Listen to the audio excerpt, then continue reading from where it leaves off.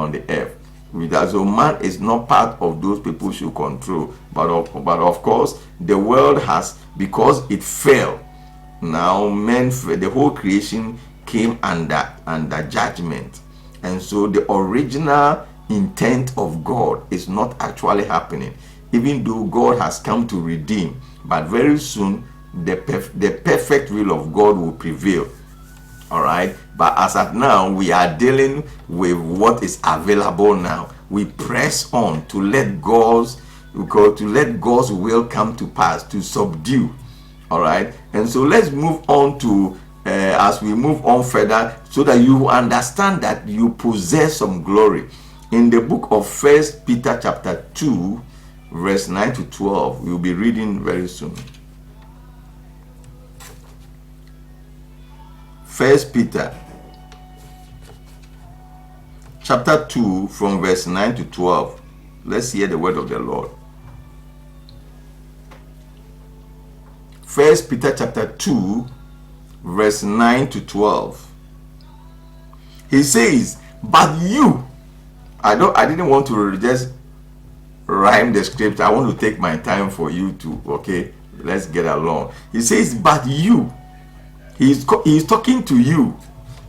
He says, but you are a chosen generation. All right, so because, as I told you earlier, that because Adam and Eve messed up, that purpose of God has not been fully materialized, has not been fully executed. Okay, God is up to it, will come to pass, because his word will always come to pass. So in between time, all right, we are dealing with that the word of God will have dominion, will prevail over every circumstance. All right, so if you are not beaming in your full glory, you are working towards it. And this morning my prayer is that you'll be working towards your glory. And to work towards your glory, you need to understand it. All right, and that is why I titled it Understanding Your Glory. All right, and we are in part 2. So he says, but you are a chosen generation. All right, that means among the whole lot, you have been taken out, because you are determined to let the will of God prevail, to let initially what God said, that you are blessed.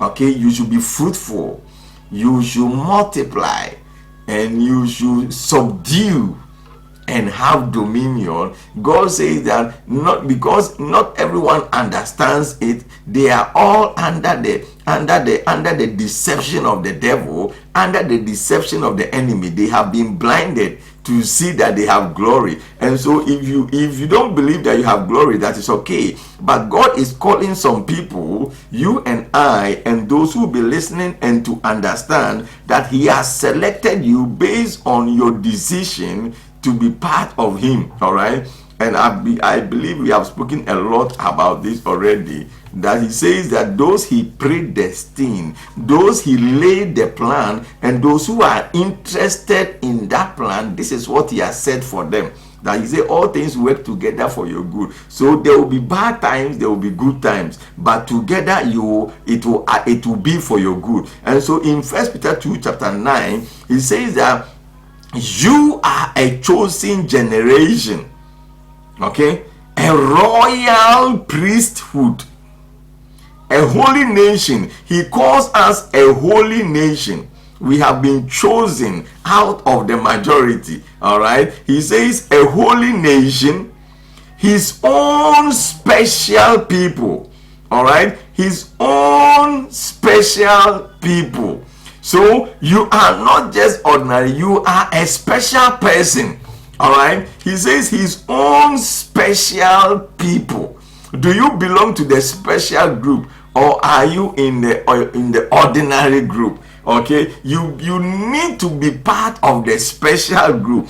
And he says that, why have you been chosen to be part of this special group? Number one, let's see. He says that you may proclaim the praises of him who called you, that you may proclaim the praises of him who called you, that you may proclaim the praises of him who called you, that you may declare the praises of God who called you. You will come into it. You are supposed to declare some praises. It's not just going to church to be singing praises. No, he says that you may declare the praises of him who called you out of darkness. So you see, the whole world is in darkness now because of what Adam and Eve did. But there are some people coming out of that darkness. All right, you are not supposed to. Yes, you are in darkness, but you are not supposed to be there. You may be traveling through a tunnel that is dark, but at the end of the tunnel there is light.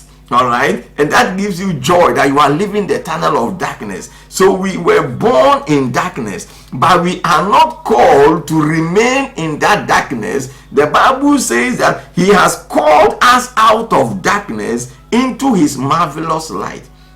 Into his marvelous light. Into his marvelous light. So he has called us out of that darkness into his marvelous light. Therefore, you are supposed, as you have come out of darkness, you are supposed to be fruitful. You are supposed to have dominion. You are supposed to subdue. All right, and this is what God has called you to. And in verse 10, he says he has called you those who once were not a people. You were not a people, but are now the people of God.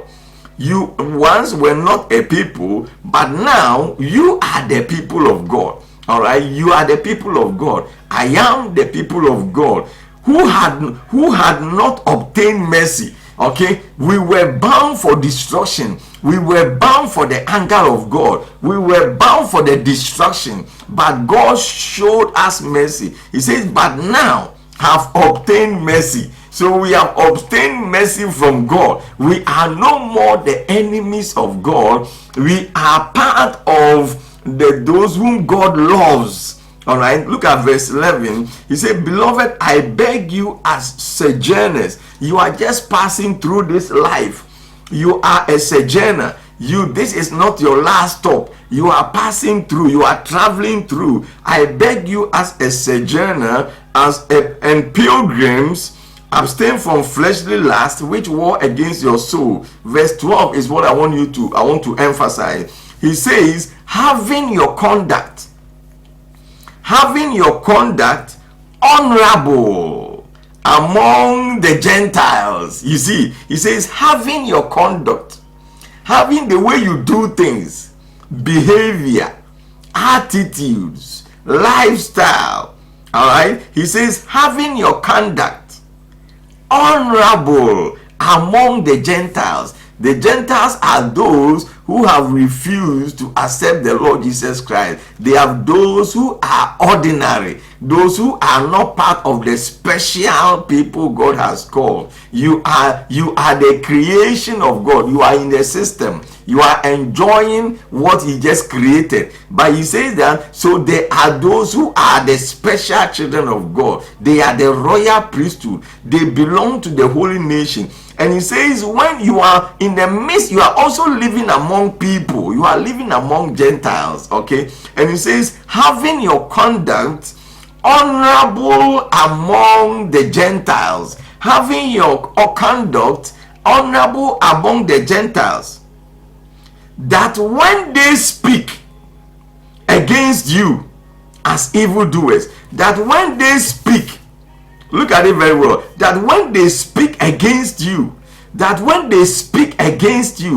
you are an evildoer, that when they speak against you as evildoers, they may by your good works, they will look at your good works, which they observe. Look in your Bible, he says, they observe your good works,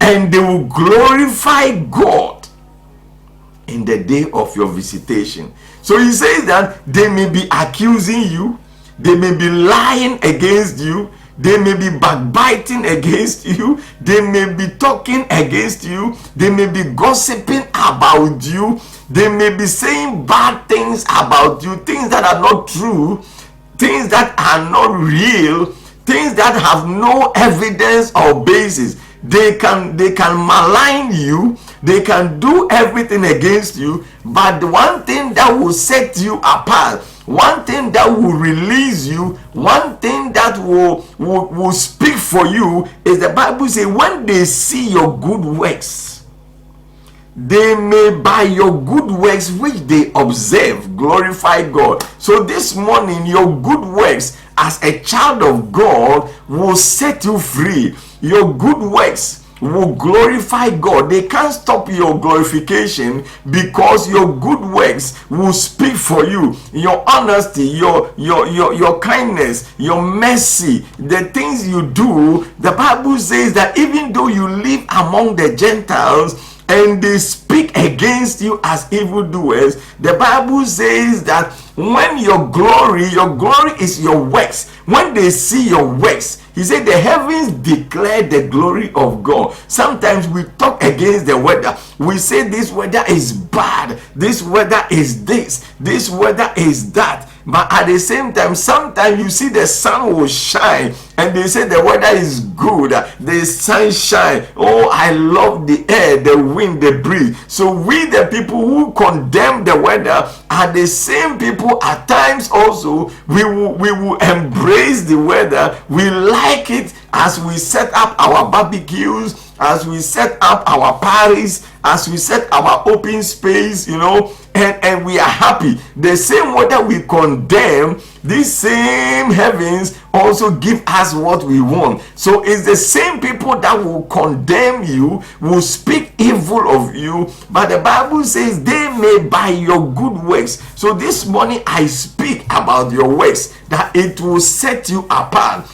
I speak about your works, that it will justify you. I speak about your works, that it will put you in a different light. Even Jesus went through the same thing I'm talking to you about. Let's open to the book of John chapter 7. John chapter 7 verse 10 to 13. Let's hear the word of the Lord. John chapter 7 verse 10 to 13. But the Bible says when Jesus was around, there was a feast, there was a festival, and Jesus also went. So look in your Bible, it says, but when his brothers had gone up to the festival, then he also, Jesus, went up to the feast. But he did not go openly, but he went there in secret. Jesus went to the festival in secret. He disguised himself and became ordinary among the whole thousands of people celebrating the festival. Look in verse 11. But the Bible says that then the Jews, the Jews who sought him, they were looking for him. They knew that he would be around. They sought him at the festival and said, where is he? Where is he? Is he coming? That man who makes miracles. Is he coming? That man who shows things. Is he coming? And the verse 12 says that, and there was, look at verse 12, John 7:12, and there was much complaining among the people concerning him. The people in the festival began to complain against Jesus. If people are complaining against you, that's okay. It's normal. All right, it's okay. If your family is complaining against you, if your church is complaining against you, if your workplace they are complaining against you, it's okay. Jesus went through, and the Bible says that, and the people, there was much. Look at the emphasis in your Bible. And there was much complaining. And there was much complaining. And there was much complaining. They were complaining about Jesus. There was much complaining among the people concerning him. Hey, this Jesus was suffering with gossip. He says, and some said, so the Bible gives example. Some said, he is good. Okay. So one third of the people said Jesus is good. All right. One third said Jesus is good. And others said, no, Jesus is not good. Jesus is not good. No, on the contrary, he deceives the people. He is a deceiver. All right, so there were groups of people. People had gathered. Some were talking about him negatively, saying that he's a deceiver. He deceives people. This guy, they were talking, they were gossiping, among themselves in the whole thousands of people in the festival. And another small pockets of group was also saying that this man is a good man. He is a good man. So you see, and everybody can praise you, okay, depending on where they are coming from and how they see things. All right. So when some praise you, okay, and when some also love you, is okay. Not everybody will receive you. Not everybody will accept you. Not everybody will justify you. But that is okay. The Bible says Jesus himself, people complained against him. They gossiped about him, and others too were saying he's a good man. So we have two opinions. Some saying good and some saying bad. Verse 13 says, however, no one spoke openly of him for fear of the Jews. So they were doing it undertone. They were doing it, quietly, speaking, gossiping, maligning, some praising him, some saying he's doing well, he's doing good, and others saying he's a deceiver. That is okay. All right. So as you live, you'll be going through these same things. People will have divided